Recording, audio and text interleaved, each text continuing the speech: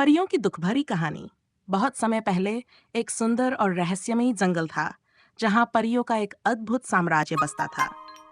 ये साम्राज्य झीलों, ऊंचे पहाड़ों और रंग बिरंगे फूलों से भरा हुआ था।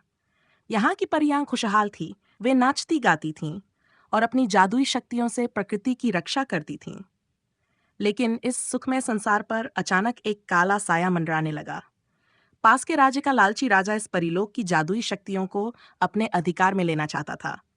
उसने अपने सैनिकों को भेजा, जिन्होंने परियों को पकड़ने के लिए विशाल जाल बिछा दिए। मासूम परियां, जो अब तक सिर्फ प्रेम और करुणा जानती थीं, भयभीत हो गईं। रानी परी, जिसका नाम चंद्रलेखा था, ने अपनी बहनों को बचाने के लिए अपनी सारी शक्तियों का प्रयोग किया। उसने एक शक्तिशाली डाल बनाई, जिससे राजा के सैनिक कुछ समय तक परिलोक में प्रवेश न कर सके।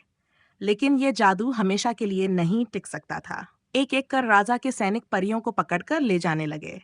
जो परियां बच गईं, वे अपने ही घर में छिपकर रहने को मजबूर हो गईं। जंगल की हंसी खुशी अब सिसकियों में बदल गई। फूल मुरझाने लगे, नदियां सूखने लगीं और परियों की दुनिया वीरान हो गई।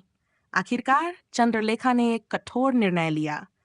अपनी आखिरी शक्ति का प्रयोग करके उसने अपनी बहनों को बचाने के लिए पूरे परिलोक को अदृश्य कर दिया।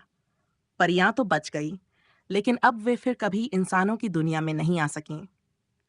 आज भी कहा जाता है कि जब रात के अंधेरे में ठंडी हवा चलती है और जंगल में धीमी धीमी रोशनी चमकती है, तो वे परियां अपने खोए हुए घर और आज़ादी के लिए रो रही होती हैं। उनकी हंसी तो आज भी गूंजती है, लेकिन उसमें अब एक गहरा दर्द समाया हुआ है।